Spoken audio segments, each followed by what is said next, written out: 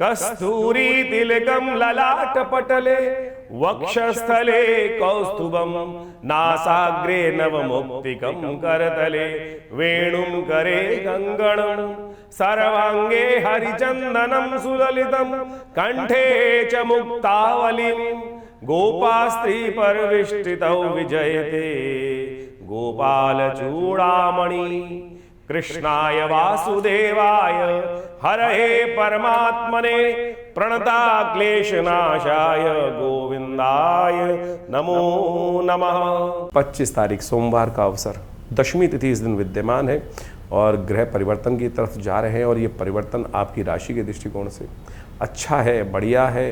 कहीं ना कहीं तरक्की देने की योग बना रहा है, कहीं ना कहीं आपको ऑर्गेनाइज कर रहा है, लेकिन स्वास्थ्य के अनुसार से थोड़ा भारी पड़ सकता है। काम जो कर रहे हैं उसके साथ साथ थोड़ा आराम पर भी ध्यान देने का प्रयास कीजिएगा। अननेसेसरी ज़्यादा फूफा करने से कहीं ना कहीं स्वास्थ्य पर ये समय थोड़ा सा कहीं ना कहीं कमर, हड्डी और शांत रहते हुए कार्य करने का प्रयास करें। मन कहीं ना कहीं भटकता दिखाई दे रहा है इस वक्त। मन के भटकने से कई सारी बातें एक साथ चल रही हैं और कई बात सोचते हुए एक साथ ऐसे में गाड़ी वाहन का उपयोग करोगे तो कहीं ना कहीं सीधे के बजाय कहीं ना कहीं और चले जाओगे। थोड़ा शांत होकर काम करने का प्रयास कीजिए, वो बहुत ज़रूरी है। इस दिन दशमी है। तिथि के अनुसार से जो नौमी तिथि जो तिथि बन रही है, दशमी तिथि सोमवार के दिन गंगा दशहरे का योग बना रही है। ज्योतिष गणनाओं के अनुसार से यही गंगा दशहरा सबसे श्रेष्ठ है, क्योंकि ज्योतिष की गणनाओं के अनुसार से कहा जाता है कि रविवार जो है, रवि सूर्य जो है वो वृषभ राशि में होने चाहिए। गंगा दशहरा के समय में तभी श्रेष्ठ मानी जाती है चंद्रमा कन्या राशि में हो, और इस प्रकार के दो योग बन रहे हैं, बहुत सुंदर। अगली बार यदि देखेंगे ये 1 महीने बाद जो शुद्ध के महीने में आएगा, जेठ के महीने में, तब सूर्य आगे निकल जाएंगे, चंद्रमा कन्या से भी हट जाएंगे, तो फिर वो योग पूरी तरह शुभ नहीं होगा। जब पूरा शुभ बन के तैयार है तो शास्त्र इसको प्रमाणित करता है कि गंगा दशहरा दशम पापम हरति, गंगा दशहरा।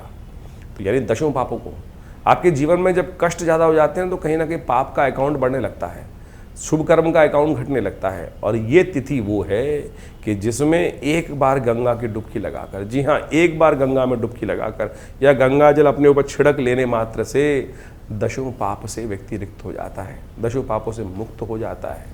तो इसलिए क्यों इस बात को, शास्त्र विधि को सत्य मानकर करने का प्रयास तो करो। तीर्थ में जाओ, स्नान करो, समस्त जगह ये कार्य करके भगीरथ ने लाभ उठा लिया। महाराज सगर के अपने पूर्वजों को 60,000 लोगों को तृप्त कर दिया। इतने श्रम, सोचें, कोई और काम नहीं, 3-3 पीढ़ी तक केवल एक ही काम कि गंगा को लाना है, तारना है। और आज हम अपने पितरों को ध्यान भी नहीं देते।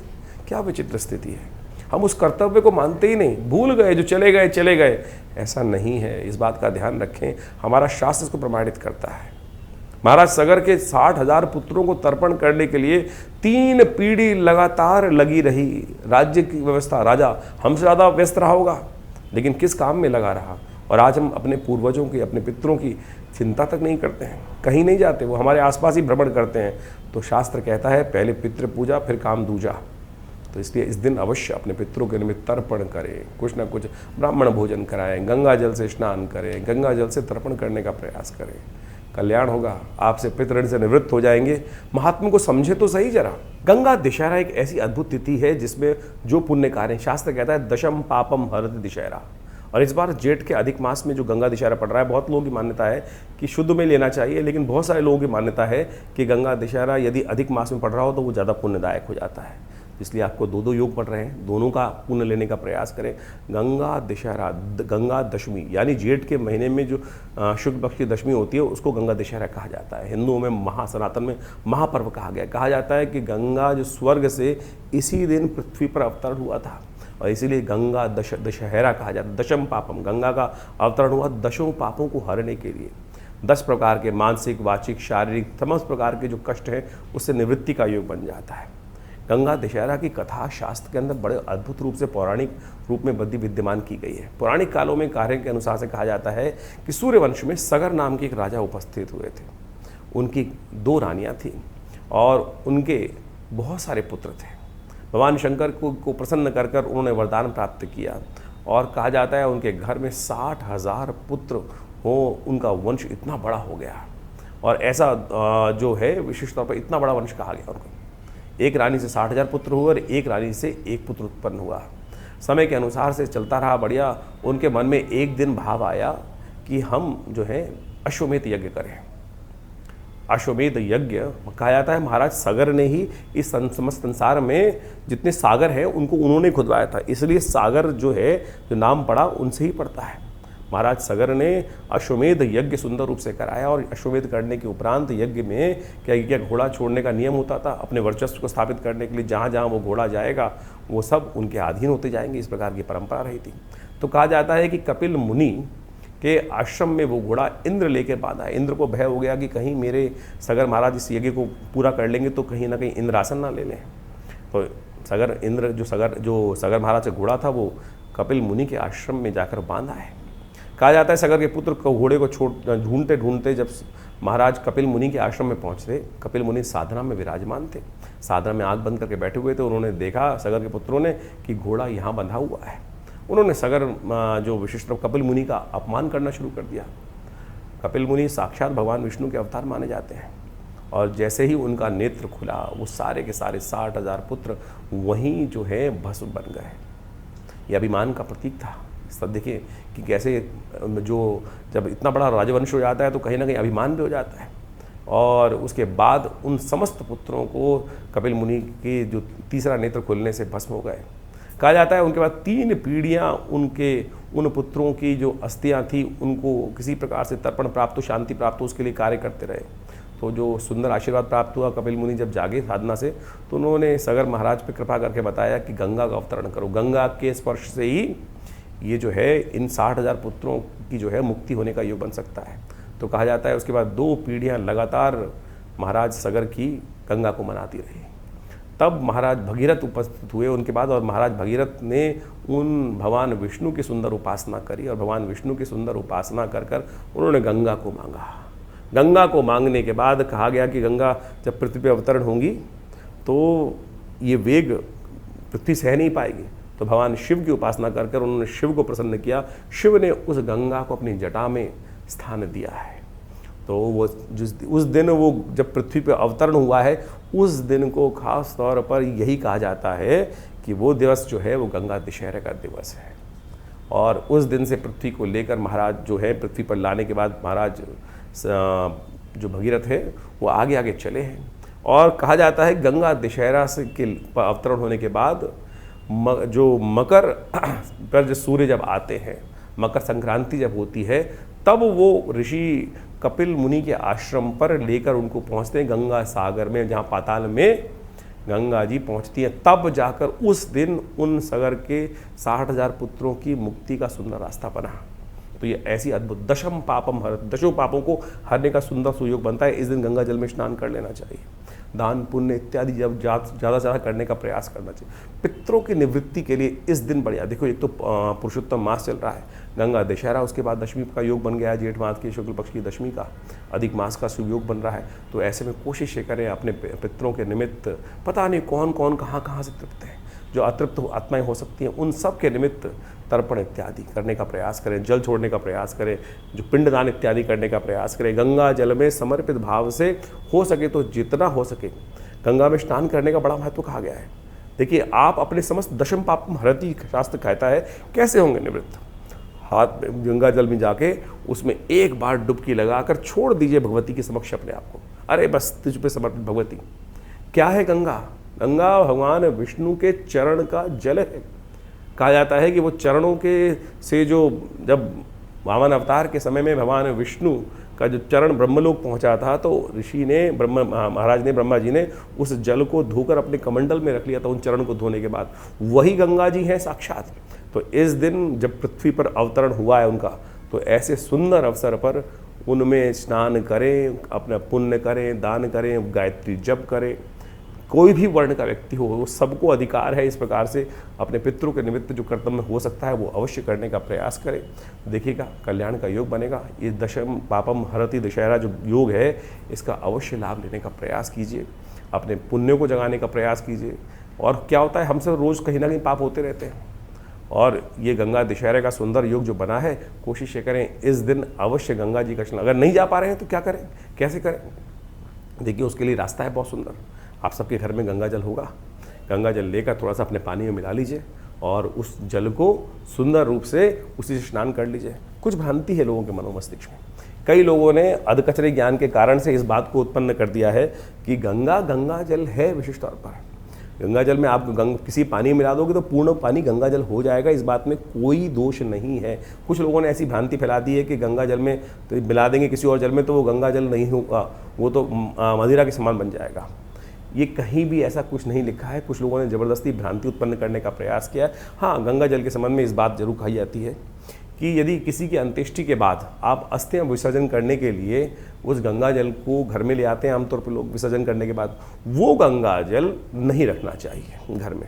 अस्थि विसर्जन के टाइम पर जो गिराकर जो गंगा जल घर में लेकर आते हैं, वो गंगा जल 13वीं के बाद आपको बहा देना चाहिए, उसको नहीं रखना चाहिए। वो गंगा जल उसलिए कहा जाता है कि अंत्येष्टि के बाद जो बचा हुआ गंगा जल जो है, जो उस जगह उस समय गंगा जल स्नान करने गए हैं और वो घर में ले आए, तो वो नहीं रखना चाहिए। बाकी समस्त पुण्य समय पे गया हुआ लाया हुआ घर में गंगा जल बरसों बरसों तक उपयोग कर सकते हैं। और शुद्ध रूप से आप समझें, आप घर के पानी को 4 दिन 10 दिन एक बोतल में रख के रख दीजिए, कीड़े पड़ जाएंगे।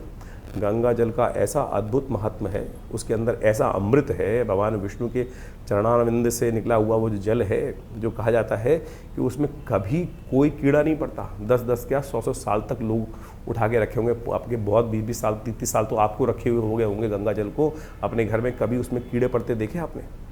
ये अमृत है जो वास्तविक तौर पर आपको समझाया जाता है। तो इसको अब अवश्य इस गंगा दशहरा पर इस पुण्य को कमाने का प्रयास करें। छोटे छोटे उपाय हैं। अपने घर में पूरी तरह से गंगा जल से हल्का सा छींटा दें, माँ गंगाए नमः इस मंत्र का जप करते हुए विशेष तौर पर अपने घर पे छींटा दें। सब लोगों को, बच्चों को कहें गंगा जल से स्नान करने का प्रयास करें। और भी नहीं मिलता है, कोई दिक्कत नहीं है, उसका भी रास्ता एक बता देते हैं। मानस पूजा, आँख बंद करके मंदिर में बैठ जाइए, भगवान के मंदिर में, और वहाँ जाकर ध्यान से पहुँच जाइए। ध्यान के द्वारा गंगा जल में स्नान कीजिए। कभी अमेरिका बैठा है कोई, कैसे जाएगा, नहीं आ सकता, वहीं बैठ स्नान कर, आंख बंद करके बैठ और गंगा जल में ध्यानपूर्वक सूक्ष्म शरीर के द्वारा ध्यान करिए कि गंगा के साक्षात तट पर आप विराजमान हैं। ओमकार का जप करते हुए, भगवान शिव का ध्यान करते हुए, ओम नमः शिवाय का, ओम नमो भगवते वासुदेवाय का मंत्र जप करते हुए वहीं गंगा जल में ध्यान से स्नान कीजिए, वही पुण्य प्राप्त होगा। मानस पूजा का उतना ही पुण्य प्राप्त होता है जितना प्रत्यक्ष किए गए कर्म से, और मानस पूजा सबसे श्रेष्ठ कही गई है। तो मनसा वाचा कर्मणा, इस प्रकार से तीनों रूप से कर्म करने का प्रयास करें। भगवान की कृपा से आपके जो कष्ट है वो दूर होंगे, पुण्य की जागृति होगी। पहला कर्म जो है मानसिकी है, तो मानसिक तौर पे भी यदि आप इस दिन इस कार्य को कर लेंगे तो बहुत शुभ प्राप्ति के योग बन जाएंगे। अब इस तारीख की गणना बात कर लेते हैं। मिथुन राशि वालों के लिए मंगलवार का अवसर है और इस दिन एकादशी तिथि विद्यमान है। बड़ी सुंदर तिथि है ये एकादशी। जेठ के मास में आने वाले जो अधिक मास के अंदर जो एकादशी पड़ती है उसे कहा जाता है कमला पुरुषोत्तम एकादशी। मंगलवार का सुंदर योग, साथ साथ बुध उदय होने की तरफ जा रहे हैं और ऐसे में बड़ा शुभ योग बन गया है। मनोकामनाओं को सिद्ध करने का योग बन गया है। लेकिन ध्यान रखना, ग्रह गणना जो है थोड़ी सी आपकी राशि के दृष्टिकोण से थोड़ी भारी दिखाई देती है। दुनिया के लिए बुध का शुभ होना बहुत शुभ माना जाएगा, आपकी राशि के स्वामी भी हैं, लेकिन कहीं ना कहीं ये उदय होते ही आपके लिए थोड़ा सा कष्ट उत्पन्न करने के योग बनाएंगे। आपके पीछे जो कान जो फुसफुसाहट चल रही थी आपके खिलाफ, वो कहीं ना कहीं आपके खिलाफ इतनी हो सकती है कि आपको साइडलाइन करने का प्रयोग बना सकते हैं। बुध आदित्य योग आपके लिए शुभ नहीं, कहीं ना कहीं थोड़ा परेशानी करने का योग बना सकता है। साथ में मंगल शनि के बहुत सन्निकट चल रहे हैं और हमने ऐसी गणनाएं देखी हैं कि मंगल जब शनि के बिल्कुल साथ चलते हैं तब इतने अशुभ नहीं होते। आमतौर पर ज्योतिषीगण कहते हैं कि मंगल शनि की युति बहुत खराब है, लेकिन हमने ऐसा देखा है जब बहुत सन्निकट से थोड़ा आगे चले जाते हैं और पास पास रहते हैं, अगली राशि में रहते हैं, तब ज़्यादा उपद्रवी हो सकते हैं। तो इस वक्त थोड़ा वातावरण को शांत करने का प्रयास करें। और इस वक्त और देवता चित्तन धरहि हनुमत से ही सर्व सुख करहि। ध्यान रखें, हनुमान जी का बुढ़वा मंगल का योग पड़ रहा है, एकादशी के दिन पड़ रहा है। राम और हनुमान का मिलन बुढ़वा मंगल पे हुआ था जैसा मान्यता है, तो इस दिन आप भी करें। एकादशी का मिलन मंगलवार के साथ हो रहा है। लक्ष्मी की उपासना प्राप्त करें, गणेश जी, भगवान हनुमान जी की उपासना करने का प्रयास करें। राम भी मिलेंगे, लक्ष्मी भी मिलेंगी और साथ में हनुमान की कृपा से सुंदर सुयोग प्राप्त होगा। आश्रम पे बड़ा कार्यक्रम रहेगा, उसका पूर्ण लाभ लें। 26 तारीख को मंगलवार जो पड़ रहा है वो जेठ का मंगल पड़ रहा है। जेठ के अधिक मास का मंगल पड़ रहा है, चौथा बुढ़वा मंगल पड़ रहा है जेठ का। इस बार 8 बुढ़वा मंगल पड़ रहे हैं, बड़े मंगल पड़ रहे हैं। बड़ा सुंदर सुयोग लेकर ये समय उपस्थित हुआ है। ऐसे में देखिए काल गणना बड़ी विचित्र चल रही है।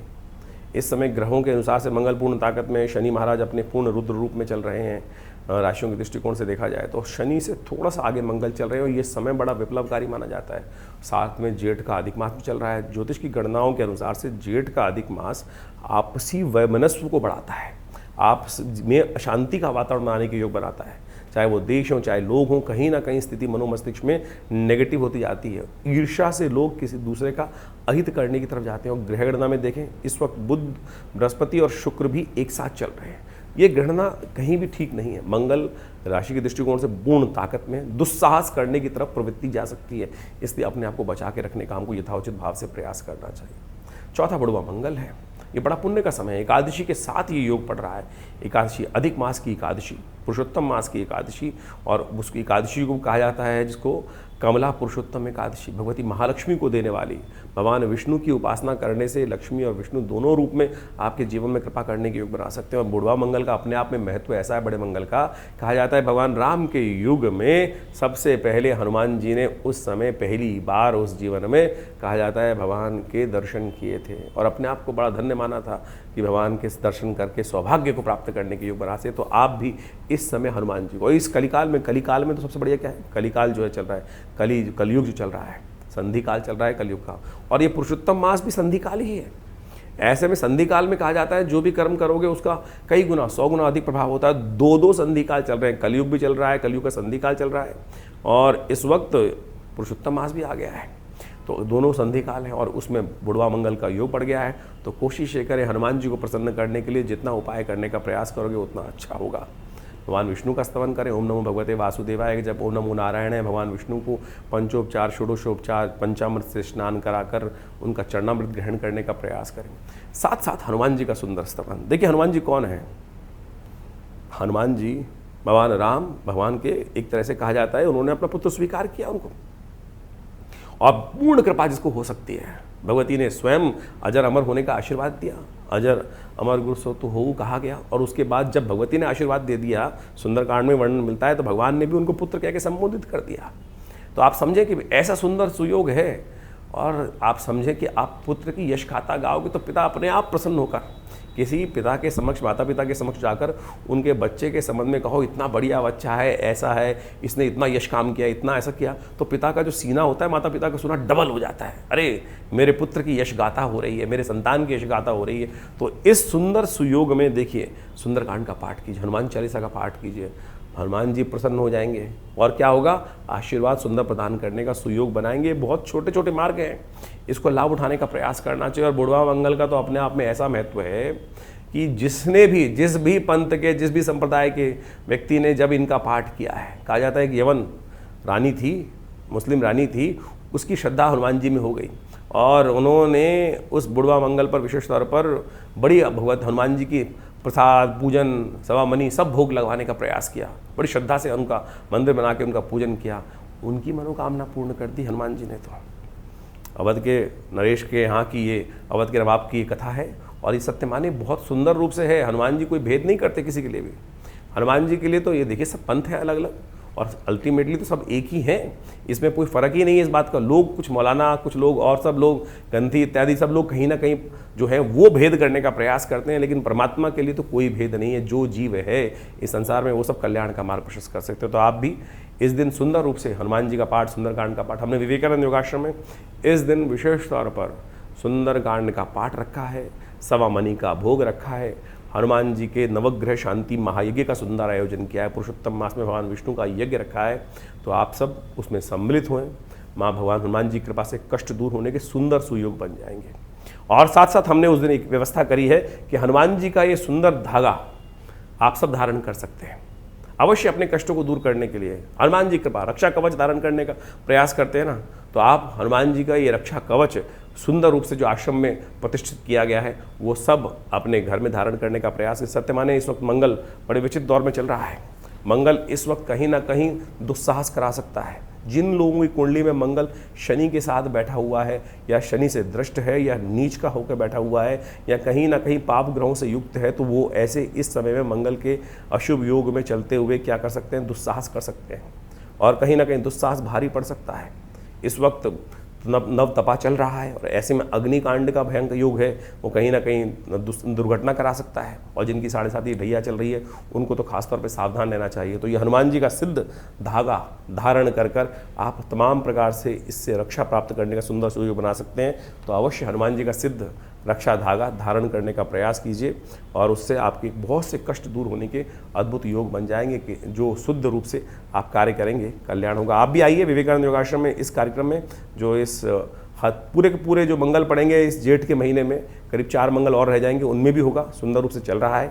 और सब लोग आकर यहाँ भगवान हनुमान जी की, जो विवेकानंद योगाश्रम में सिद्ध मनोकामना सिद्धि मंदिर में हनुमान जी की सिद्ध मूर्ति है, जिसको आचार्य केशव देव जी ने स्वयं अपने हाथों से प्रतिष्ठित किया, तो आप आइए उनके दर्शन कर कर उनका लाभ लीजिए, चोला चढ़ाइए, हनुमान की भगवान की कृपा से आपके कष्ट दूर हो। मिथुन राशि वालों के लिए 27 तारीख की ग्रह गणना बहुत ही शुभ आपके लिए दिखाई देती है, परिवर्तन का संकेत देती दिखाई दे रही है। इस दिन गजकेसरी योग आपकी राशि में बनकर तैयार है, विजय का योग आपकी राशि में बनकर तैयार है। चीज़ें आपके फेवर में जाने के लिए एक प्रयास चाहिए, लेकिन थोड़ा सा अलर्ट रहना पड़ेगा, थोड़ा सा ध्यान रखना पड़ेगा, थोड़ा फक्कड़ किस्म की बातें ना करें, इस बात का ध्यान रखते हुए कार्य करें। इस दिन दिल्ली के पंचांग के अनुसार से देखें तो एकादशी सुबह सुबह बन गई, द्वादशी युक्त एकादशी हो गई है, कमला पुरुषोत्तम एकादशी का बहुत सुंदर योग बन गया है। इस दिन व्रत करने से कहा जाता है कि अनेक कष्टों से निवृत्ति का योग बन जाता है, पुण्य जाग जाते हैं और पाप दूर हो जाते हैं जीवन से, क्योंकि भगवान विष्णु पालक है। तो इस दिन भगवान विष्णु का स्मरण करें।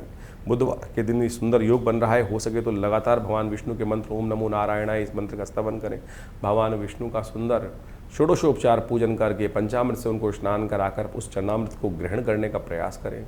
भगवान के कष्ट जो प्रार्थना से विजय का योग बहुत सुंदर रहेगा।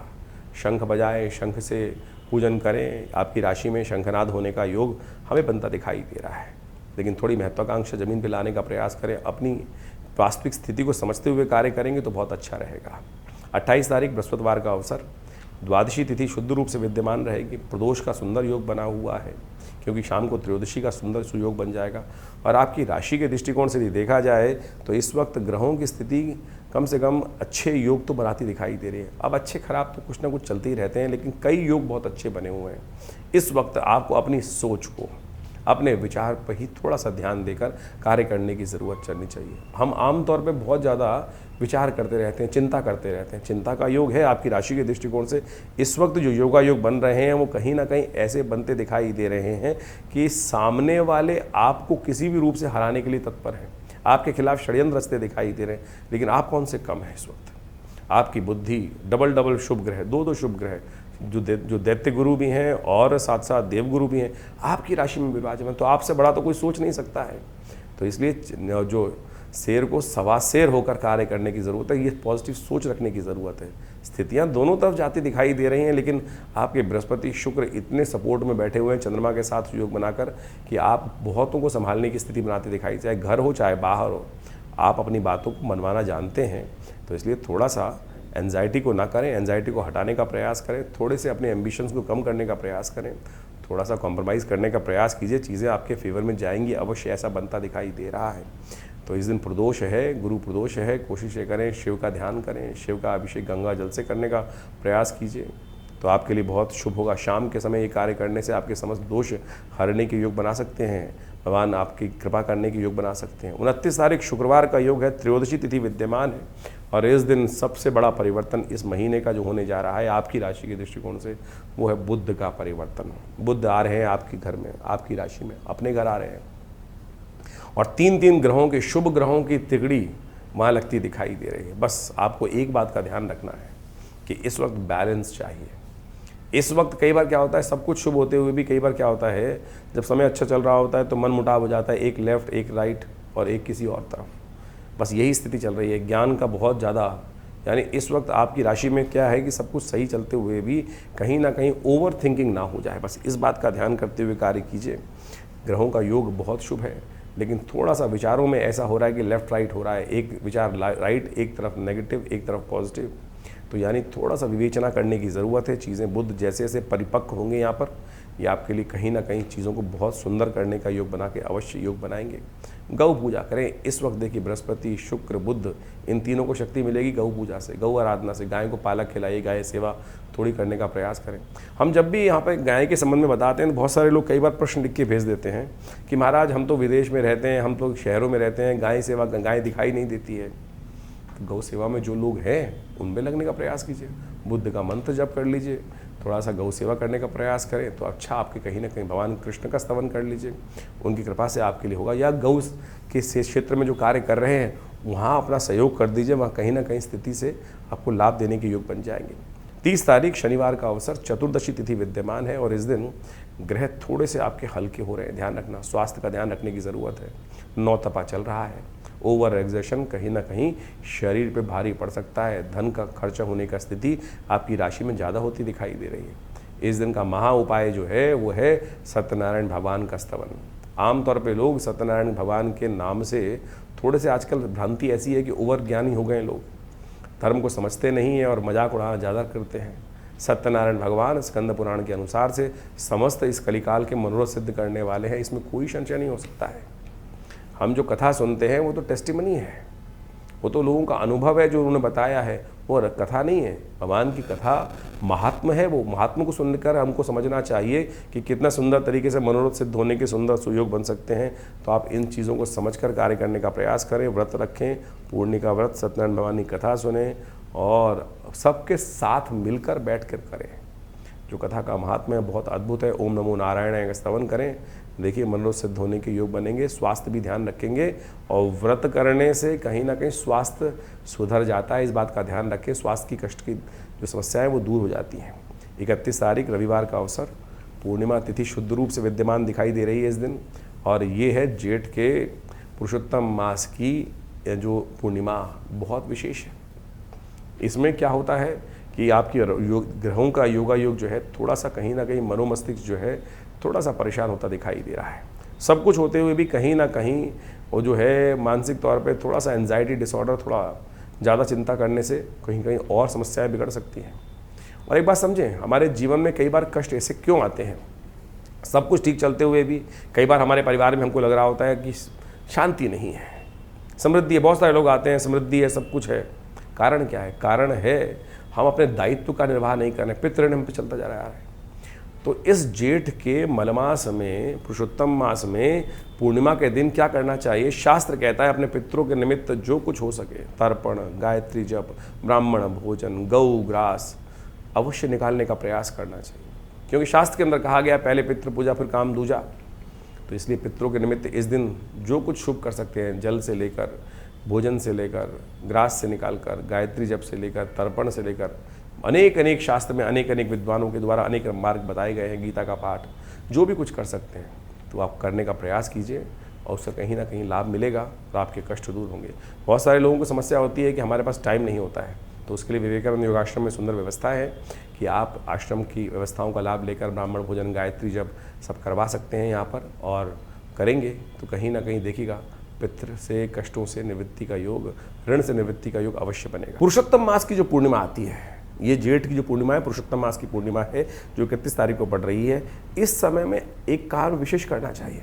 कहा जाता है पुरुषोत्तम मास अपने पितरों की तर्पण के लिए, पुत्रों के ऋण से निवृत्त होने के लिए सबसे श्रेष्ठ माना जाता है। वैसे तो कहा जाता है पूरे के पूरे 30 दिन तक अवश्य अपने पितरों के निमित्त तर्पण इत्यादि करना चाहिए, यज्ञ इत्यादि करना चाहिए, क्योंकि ये काल जो है यज्ञ के लिए, कथा के लिए, तर्पण के लिए ही, पितरों के निमित्त कर्ण करने के लिए सबसे श्रेष्ठ माना गया है।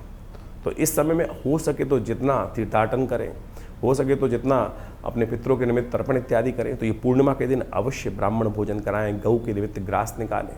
ये समस्त कार्य जो हो सकते हैं वो अवश्य गायत्री का कम से कम 108 बार जप कर लीजिए, और हो सके तो गौ ग्रास अवश्य निकालने का प्रयास कीजिए। यदि आप कहीं विदेश में रहते हैं, बहुत सारी ऐसी जगहों, शहरों में रहते हैं, आपके पास व्यवस्था नहीं है, तो विवेकानंद योगाश्रम में इन समस्त कार्यों के लिए पूर्ण व्यवस्था है। आप अपने पितरों के निमित्त अब कैसे लगाएं कि पितृ, कई बार समझता है लोगों को क्या होता है कि कई बार ये कष्ट हो जाता है कि हम जान नहीं पा रहे हमारे पितृ तृप्त हैं कि नहीं है। चाहे पितृ तृप्त हों, चाहे आपको लगे चाहे ना लगे, एक बात है, पहले तो ये मान लीजिए अवश्य 3 पीढ़ी तक हर व्यक्ति को अपने पितरों के निमित्त तर्पण, भोजन दान, गौ के निमित्त कुछ निवृत्त कार्य अवश्य करने चाहिए जो शास्त्र में वर्णित, ये अवश्य है। यदि बार बार कोई पितृ आपके सपनों में आ रहे हैं, कोई मित्रगण आपका जो चला गया है, कोई रिलेटिव है, बार बार सपनों में आपको दिखाई देता है, उसकी याद बार बार आती है, तो कहीं ना कहीं वो अपेक्षा कर रहा है कि हमारे लिए हो सकता है कि परिवार में, उनके घर में, किसी के लिए भी कर सकते हैं आप। जरूरी नहीं कि अपने पितरों के निमित्त अपने परिवार के लोगों के लिए ही तर्पण करना चाहिए। अरे मित्र इत्यादि दूर का कोई संबंधी है, हम ऋषियों के लिए तर्पण करते हैं कि नहीं करते हैं, हम विभिन्न देवताओं के लिए तर्पण करते हैं। तो मित्र इत्यादि, रिश्तेदार इत्यादि सबके लिए आप कुछ ना कुछ कर सकते हैं। जल ही तो छोड़ना है, ये अवश्य छोड़ने का प्रयास कीजिए। और यदि आपका काम, घर में शादी नहीं हो पा रही है, बहुत बार ऐसे कष्ट हो जाते हैं कि सब कुछ ठीक होते हुए, धन संपदा होते हुए भी घर में बच्चों की शादी नहीं हो पा रही है। पूरी मेहनत करते हुए भी कहीं ना कहीं ऐसा होता है कि कहीं ना कहीं इंडस्ट्री में, व्यवसाय में दिक्कत आ रखी है। सब कुछ बढ़िया होते हुए भी, सेवा करते हुए भी आपको क्रेडिट नहीं मिल रहा है। कहीं ना कहीं घर में कलेश ही कलेश चलते रहते हैं। हर कोई मन मुटाव करके बैठा हुआ है, सब कुछ सेवा करने के बाद भी तो हो सकता है कहीं ना पित्त संबंधी समस्या हो। तो उनके निमित्त अवश्य एक काम किया कीजिए, कुछ ना कुछ इस पुरुषोत्तम मास में उनके निमित्त तर्पण कर दीजिए, ब्रह्म भोजन करा दीजिए, गायत्री जप करा दीजिए। और विवेकानंद योगाश्रम में हमने विपूर्ण व्यवस्था करी है कि आप सब अपने पितरों के निमित्त गायत्री जप इत्यादि सब कराने की व्यवस्था ले सकते हैं, लाभ ले सकते हैं। और पूरी तरह से आप इस कार्य को लाभ लेकर करने का प्रयास कीजिए। बहुत वर्षों बाद ये योग बना है जेठ के महीने में, ये ऐसे मत जाने दीजिए। पुरुषोत्तम मास का अद्भुत महात्म्य शास्त्र में बताया गया है, हम पूरी तरह से आपका उसका महात्म्य बताते हैं, सुनिए।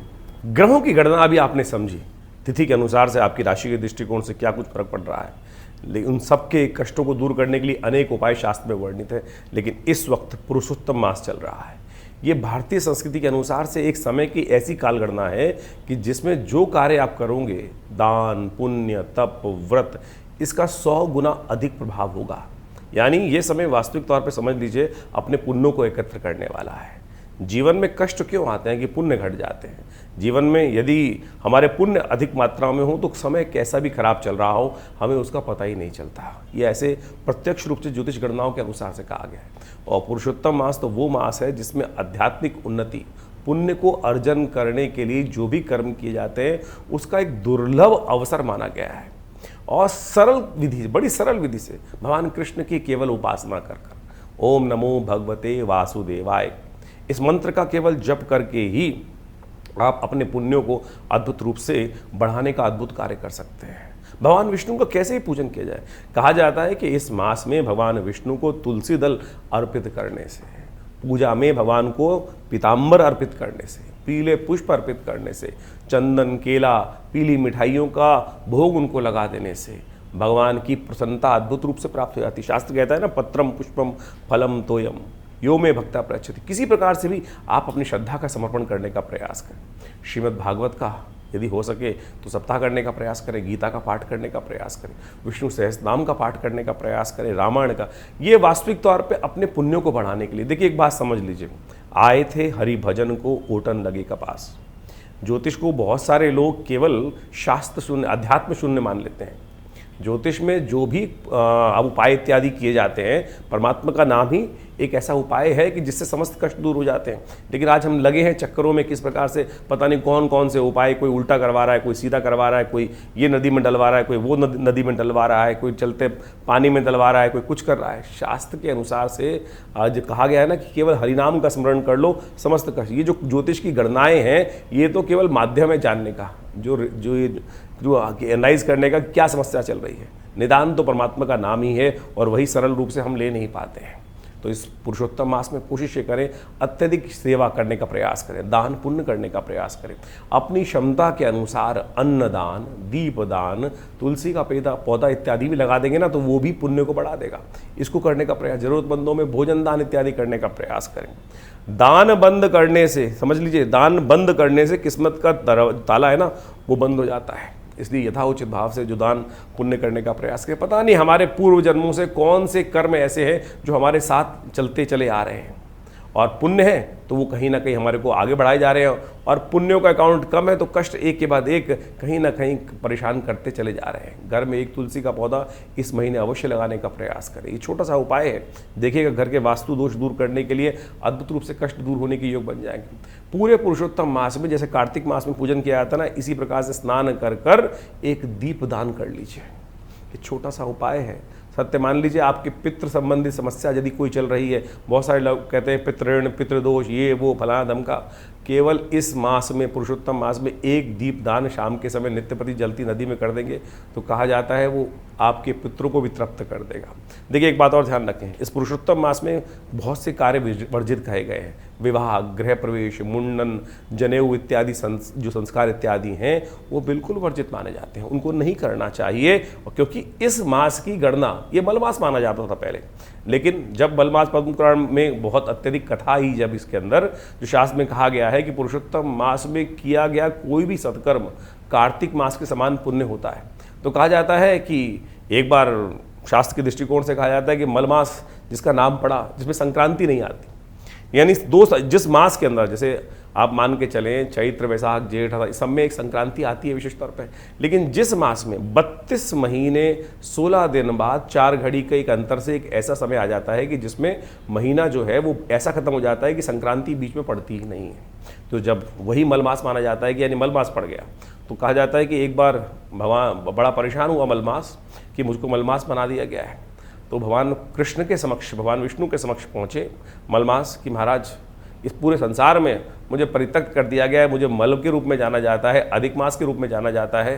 तब भगवान ने प्रसन्न होकर, भगवान तो बड़े करुणा निधान है, उन्होंने पुरुषोत्तम मास पे, इस मलमास पे कृपा करी और अपना नाम दे दिया और कहा इस मंथ मास में जो भी कोई हरिनाम का स्मरण करेगा, हरिनाम का संकीर्तन करेगा, उसके समस्त दोष दूर हो जाएंगे। ग्रह गणना तो आपने समझ ली, ये पुरुषोत्तम मास भी ग्रह गणना एक तरफ, परमात्मा का नाम एक तरफ। यदि परमात्मा का नाम स्मरण करके आप जो भी कार्य करेंगे तो आप सत्य माने कल्याण का सुमार्ग आपके जीवन में बन जाएगा। इसलिए शास्त्र के दृष्टिकोण से जो भी हो सके, और इस बार तो जेठ के महीने में ये मलमास पड़ा है, अधिक मास पड़ा है, पुरुषोत्तम मास पड़ा है, तो क्या करें, परमात्मा का स्मरण करने का प्रयास करें। और हम इस विशेष अवसर पर जितने भी मंगल पढ़ रहे हैं, हमने जेठ के इस महीने में विशेष तौर पर बड़ा मंगल माने जाते हैं, हमने विवेकानंद योगाश्रम में उन समस्त कष्टों को दूर करने के लिए विशेष कार्यक्रम रखे हैं। देखिए एक बात माने, भारतीय संस्कृति के अनुसार से हमारे ऋषि मुनियों के अद्भुत शोध है देवता की उपासना करना। उनमें भी इस कलिकाल में कहा जाता है कि भगवान हनुमान जी की सुंदर उपासना ऐसी है जो तत्क्षण फल देने वाली है। तत्क्षण, जी हाँ, 2 उपासनाएं बताई गई हैं शास्त्र के दृष्टिकोण से। एक तो पितरों के निमित्त अवश्य जो कार्य करते हैं, एक तो आपके पितृ बड़े हितैषी होते हैं। और ऐसा मत मान लीजिए, बहुत सारे लोग तथाकथित तौर पे ऐसा समझ लेते हैं कि पितृ किसी की मृत्यु हो गई तो वो समय खत्म, उसको कुछ कार्य नहीं है। अरे कहीं नहीं जाते, 3 पीढ़ी तक वो आपके पास ही रहते हैं, सब कार्य देखते हैं, अपेक्षा करते हैं कि ये कोई हमारे लिए करते हैं कि नहीं करते कार्य। और सत्य माने ऐसी एक नहीं अद्भुत घटनाएं हैं जिसके माध्यम से ऐसा पता चलता है कि पितरों ने उन व्यक्ति के जीवन को तार दिया, कष्ट समस्त हर लिए। यहाँ तक कि भारतीय शोध विज्ञान के जो ऋषि गण हुए हैं उन्होंने ही इसके बारे में नहीं लिखा है, बाहर के राइटर्स ने, एनी बेसन ने, डब्ल्यू लेड बीटर ने ऐसी पुस्तकें लिखी हैं जिसके माध्यम से आपको समझ में आना चाहिए कि वो पिता जो दिव्य आत्माएं हैं, दिवंगत आत्माएं हैं, वो अद्भुत रूप से कष्टों को दूर करने के लिए आती हैं। एक इनविजिबल हेल्पर नाम से किताब लिखी, हमारे आश्रम से किताब छपी है जिसका नाम है प्रेतात्माओं से मिली है। ऐसी अद्भुत रहस्य की बातें हम लोगों ने उसमें लिखी है, शोध की बातें लिखी हैं कि कैसे वो दिवंगत आत्माएं आती हैं और हमारे के जीवन में बहुत सारे कष्ट दूर करके चली जाती हैं। एक व्यक्ति हमारे आश्रम पे आए, बहुत वर्ष पुरानी बात है, मैं बहुत छोटा था, पिताजी के साथ में बैठा हुआ था। फरीदाबाद से एक व्यक्ति आया और उसने पिताजी के समक्ष अपनी बात रखी कि महाराज मुझे ऐसे ऐसे मेरे भाई, जिसकी बड़े भाई की मृत्यु हो गई थी, और वो सपने में आकर कुछ भाव बता के गया है। पिताजी ने कहा पूरी बात बताओ क्या हुआ। महाराज मैं ऐसे सो रहा था एक दिन, और सोते हुए क्या हुआ कि मुझे ऐसा लगा कि भाई आवाज़ दे रहा है, उठ जल्दी उठ भाई। उसकी भाई की मृत्यु हो गई थी और आवाज़ आई उसको भाई की, भाई उठ जल्दी उठ, घर में चोर आए हुए। वो खट से उठा और उसने देखा, इसे उठ के, पुराने ज़माने की बात है, करीब 30-35 साल पुरानी बात बता रहे हैं आपको हम, और खटपट हुई होगी। तो क्या हुआ कि वो जो बाहर थी भैंस इत्यादि बंधी हुई थी, उसको खुली भैंस मिल गई, और जैसी खटपट हुई होगी, उठा होगा, तो वो चोर भाग गया। यानी भैंस जो उसको चुरा के ले जा रहे थे जो लोग, वो छोड़कर भाग गए। उसको कुछ दिन बाद फिर वही सोते हुए आभास हुआ कि भाई की आवाज़ आ रही है कि भाई चिंता मत कर। उस बड़े भाई की एक बेटी थी जिस शादी योग्य थी, और छोटा भाई बड़ा परेशान था कि अब पैसे है नहीं इतने, शादी कैसे करूँगा। और उसने पिताजी को आगे बताया कि ऐसे ऐसे आभास हुआ है कि बड़े भाई ने मुझे कहा है सपने में आकर कि ये काम कर ले, इस काम में बहुत फ़ायदा होने वाला है, तो आगे जाकर इस काम में कर ले और जो पैसे आए उसको शादी में लगा दियो। वो पूछ रहे आया पिताजी से हमारे कि भाई ऐसा काम मुझे ऐसा आभास हुआ है, इसको करना चाहिए नहीं करना हो चाहिए। पिताजी ने पूरा गणनाएं देख के कहा अगर पित्र आपके आए हैं और आपके समक्ष इस बात का सानिध्य कर रहे हैं तो आपको ये कार्य अवश्य करना चाहिए। सत्य मानिए उसने वो कार्य किया। अब हम यहाँ वो बताना नहीं चाहते कौन सा कार्य वो करता था, लेकिन सत्य माने उससे उसको लाभ हुआ। तो आपके पितृ आपके सबसे बड़े हितैषी हैं, उनके निमित्त ये कार्य हमको अवश्य करना चाहिए। तो समझ लीजिए भगवान हनुमान जी महाराज और पितृ इत्यादि आपके सबसे हितैषी है, तो उनके निमित्त जो कार्य कर सकते हैं अवश्य करने का प्रयास करो। इस जेठ के महीने में तो बड़ा जो मंगल पढ़ते हैं, मुड़वा मंगल पढ़ते हैं, तो अद्भुत योग लेकर आते हैं। हमने उसके लिए विशेष तौर पे कार्यक्रम बनाए भी हैं, बहुत सारे यज्ञ इत्यादि चलते हैं। पितरों के निमित्त भी इस जो अधिक मास है, पुरुषोत्तम मास है, इसमें हमें गायत्री जप, ओम नमो भगवते वासुदेवाय, इसको अवश्य करने का प्रयास करना चाहिए। सत्य माने अगर आपका ये ऋण निवृत्त, पितृदोष नाम की कोई चीज़ नहीं होती है, पितृ ऋण जरूर होते हैं, और पितृ ऋण से यदि हमारे जीवन में निवृत्ति हो जाए तो सत्य माने आधा भार कट जाता है। और साथ साथ हनुमान जी का स्तवन यदि हम कर लें तो आपके बहुत सारे कष्टों को दूर करने का सुंदर सुयोग बन सकता है। तो इस जो करीब करीब 2.5 साल बाद ये पुरुषोत्तम मास आया है, साथ में जेठ के महीने में आया, वर्षों बाद ऐसा योग बना है, तो इसको जाने मत दीजिए। जितना हो सकता है पुण्य कार्य करने का प्रयास करें।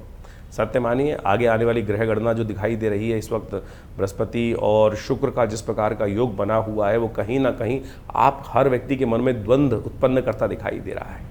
और इस वक्त स्थितियां ऐसी हैं कि मनोमस्तिष्क 2 बार भागों में बटे हुए हैं। और अभी 1 तारीख के बाद से तो बृहस्पति महाराज उच्च के होने जा रहे हैं, महत्वपूर्ण परिवर्तन लाने का योग बना रहे हैं। ग्रह अपना शुभ और अशुभ फल बनाते हैं, योग बनाते हैं। लाभ और हानि उनको होती है जिनके पुण्य कम ज़्यादा होते हैं। तो इसलिए अपने यथाउचित भाव से पुण्यों को बढ़ाने का प्रयास करें। यदि ग्रह थोड़े हल्के भी होंगे ना, तब भी वो समय आपको पार करके ले जाएगा। और ग्रह बहुत अच्छे चल रहे हो और किसी व्यक्ति के पास पुण्य ही ना हो तो फिर क्या मिलेगा उसको। तो इसलिए ये न कि न प्रकारेण संसार में अपने पुण्यों को हमें बढ़ाने का प्रयास करना चाहिए। बहुत सारे लोग तथाकथित तौर पर आपके बरो मस्तिष्क में कुछ प्रश्न चिन्ह डाल देंगे, कटाक्ष उपस्थित करने का प्रयास करेंगे, सदमार्ग पर चलने को रोकेंगे। तो उन भ्रांतियों में ना फंसें। इस संसार में, तुलसी संसार में भांत भांत के लोग, पुण्य होगा तो अच्छे लोगों के साथ जुड़ जाओगे, और नहीं तो इस संसार में हर शाख पे ऐसे बदमाश बैठे हैं जो काप के लिए कहीं ना कहीं गड्ढे खोद के तैयार कर रहे हैं। और जब वक्त खराब आता है तो व्यक्ति उसमें फंस जाता है। और वक्त सही हो तो आप समझें, तुलसी बाबा ने जिस प्रकार से रामायण में कहा है ना, बिन हरि कृपा मिल ही नहीं संता। हरि कृपा कब होती है? जब हमारे पुण्य जागते हैं। तो इसलिए इस समय में आप कोशिश ये करें, पुण्य जगाने का प्रयास करें, ज्योतिष को इसी प्रकार समझने का प्रयास करें। नहीं तो फिर दुकान है, नग बेचने की दुकान ज्योतिष नहीं होनी चाहिए। मंत्र जप आप स्वयं करें। हम समस्त चीज़ें आपके समक्ष बड़े खुलकर बताने का प्रयास करते हैं, शास्त्र विधि के अनुसार से बताने का प्रयास करते हैं। इस ज्योतिष को पौराणिक मत के अनुसार से ही समझें। समस्त ज्योतिष के निदान, पंचांग, ये सब जितनी भी चीज़ें हैं वो पुराणों के साथ, अध्यात्म के साथ, भारतीय वेद विज्ञान के साथ जुड़ी हुई हैं। तो इसी प्रकार से वो समझने का प्रयास करें। आज हर दूसरा आदमी ज्योतिष के साथ जुड़कर अनेक प्रकार से अपने अपने कहीं बहुत सारी कितने उपाय कोई करा रहा है। कोई वास्तु ठीक कराने में लगा हुआ है, कोई कुछ ठीक कराने में लगा हुआ है। हम वास्तु की बात भी इस बात करना हम चाहते हैं, इस बारे में बताना चाहते हैं कि लोग आज आते हैं और 5-5 लाख, 2-2 लाख, 4-4 लाख की चीज़ों को बताकर और पता नहीं कैसे कैसे वास्तु को ठीक करने का प्रयास करते हैं। भारतीय संस्कृति में गृह प्रवेश जब करते हैं तो सबसे पूजन जब करते हैं, सबसे गृह आरंभ करते हैं, तो सबसे पहले वास्तु शांति कर दी जाती है। वास्तु शांति हो गई और उसके बाद फिर वास्तु दोष कैसे रह सकता है? अगर किसी विद्वान ब्राह्मण ने, पंडित जी ने आपके घर में वास्तु गृह आरंभ करते वक्त वास्तु शांति करा दी और उसके बाद आपने गृह प्रवेश के टाइम पर भी वास्तु को स्थिर कर लिया, फिर कैसे आपके जीवन में, आपके घर में कोई इस प्रकार के दोष हो सकते हैं? इसलिए इन भ्रांतियों से हटें। और बहुत सारे लोग 3 पैर के मेंढक, 4 पैर के मेंढक और पता नहीं क्या क्या कौन कौन सी चीज़ें घर में लगा के ला देते हैं। हमने तो ऐसा देखा है कि बहुत सारे, जो इतना बड़ा आदमी उतना ज़्यादा लोगों को उसको बनाने के लिए बहुत सारे जो हैं शातिर लोग कहीं ना कहीं घूमते रहते हैं। एक व्यक्ति मेरे आश्रम पे आए बहुत साल पहले, मुझे याद है, मतलब वो, मैंने बोला क्या करते हो? ये हवन में आए थे, रविवार के सुबह हवन में। बोले जब हम वास्तु दोष ठीक करते हैं लोगों का। मैंने क्या करते हो? कुछ वीडियो दिखाए उन्होंने। पता नहीं छत पे जाकर कौन सा एंटीना लगा रहे थे, कोई कुछ और लगा रहा था, कोई कुछ और लगा रहा था, लोहे की किस किस प्रकार की चीज़ें हैं। ये सब की सब चीज़ें जो हैं आपको कहीं ना कहीं भ्रांति में डालती हैं ज्योतिष के दृष्टिकोण से। तो वास्तु शांति करनी है तो गृह आरंभ के टाइम पे ठीक कर लो, घर में वास्तु पूजा करा लो, आपके ग्रह अपने आप ठीक होंगे। कभी कभी अपने घर में पूजा पाठ यज्ञ इत्यादि करवाया कीजिए। नवग्रह शांति अपने जन्मदिन पे करा लो। आप जन्मदिन की पार्टी पे लोगों को बुला लेते हैं, उनमें से कई लोग ऐसे होते हैं कि जो बहुत आपसे पार्टी को देखकर बड़ी मन ईर्ष्या करते हैं, कुछ देके तो नहीं जाते, आपको नज़र जरूर लगा जाते हैं। और नज़र जब लग जाती है घर के अंदर तो सत्य माने फिर वो कितना ही पुण्य कर लो, कैसे कर लो, वो नज़र नहीं हटती है। हमने उसके लिए एक रास्ता निकाला। आप सत्य माने ये ज़बरदस्त चीज़ है। ये जो काला धागा है ना, ये काला धागा नज़र को दूर करने के लिए भगवान बटुक भैरव जी के मंत्र से सिद्ध करके जो धारण कर लेता है ना, छोटे बच्चे से देखिए नज़र कितनी ज़बरदस्त कार्य करती है। छोटा बच्चा सबसे ज़्यादा जो जितना सुंदर होगा, कोमल होगा, उस पर ज़्यादा नज़र लगेगी। छोटा बच्चा आमतौर पर देखा होगा कि रोए जा रहा है, रोए जा रहा है, रोए जा रहा है, और किसी बाहर व्यक्ति घूम घाम के आया, कैसे आया है, कोई आ गया घर के अंदर और उसने कहा अरे बड़ा सुंदर बच्चा है, बस लग गई नज़र, दूध पिए ना। छोटा सा टोटका है, मिट्टी उठाकर, हल्की सी पैर की मिट्टी उठाकर उस बच्चे के ऊपर से वार के फेंक दो, बच्चे की नज़र दूर हो जाएगी, बच्चा शांत हो जाएगा, सो जाएगा। प्रत्यक्ष रूप से एक नहीं हज़ारों बार हमने इस बात प्रयोग को करके देखा। ये काला धागा उसी श्रृंखला में आता है। कहा जाता है कि इसको भैरव जी के मंत्र से सिद्ध कर कर यदि आप धारण कर लें तो आपकी नज़र अद्भुत रूप से दूर होने की योग बन जाएगी। इसी प्रकार से मोरपंख भी बड़ी ज़बरदस्त चीज़ है। भगवान कृष्ण धारण करते हैं ना अपने सिर पर, नज़र लगती थी सबसे ज़्यादा, कुछ सुंदर थी। नज़र कब लगती है? जब सामने वाला एकाग्र चित्त भाव से कहता है आह क्या चीज़ है, कितना सुंदर है, बस समझ लीजिए नज़र लगने का योग बन गया। लेकिन शास्त्र के दृष्टिकोण से इसको भी समझाया गया है कि नज़र हर एक की नहीं लगती। किसकी नज़र नेगेटिव होती है?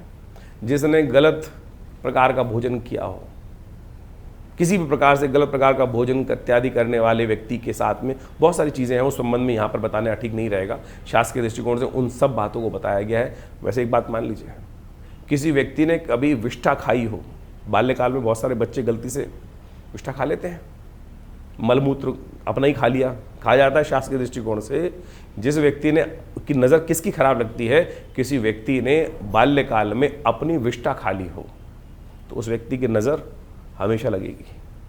इस बात का ध्यान रखना शास्त्र के दृष्टिकोण से। ये शास्त्र में, जो तंत्र शास्त्र के अंदर अनेक इस प्रकार की बातें बताई गई हैं और एक्सपीरियंस के द्वारा इस बात को ठीक किया जा सकता है कि कैसे हम पत्थर मारने वाले को नहीं रोक सकते हैं हम, लेकिन अपनी रक्षा कवच बना सकते हैं। तो एक काला धागा ही एक छोटी सी चीज़ है जिसको आप बांध लेंगे तो सत्य माने आपकी नज़र जो है वो नहीं लगेगी। तो इस प्रकार से बहुत छोटी छोटी चीज़ें हमने शास्त्र के दृष्टिकोण से बताई हैं, तो आप उन सब को समझें, करें, कृपा प्राप्त होगी। भगवान की कृपा से आपकी हमेशा रक्षा होगी। और विवेकानंद योगाश्रम में तो हमने बहुत सारे मंत्रों पर शोध किया, मंत्र विज्ञान के द्वारा बहुत सारे कार्य किए। नित्य प्रति 8 घंटे करीब यज्ञ होता है आश्रम पर, और आप सब लोग विभिन्न कार्यक्रमों में उस यज्ञ में आके बैठ सकते हैं।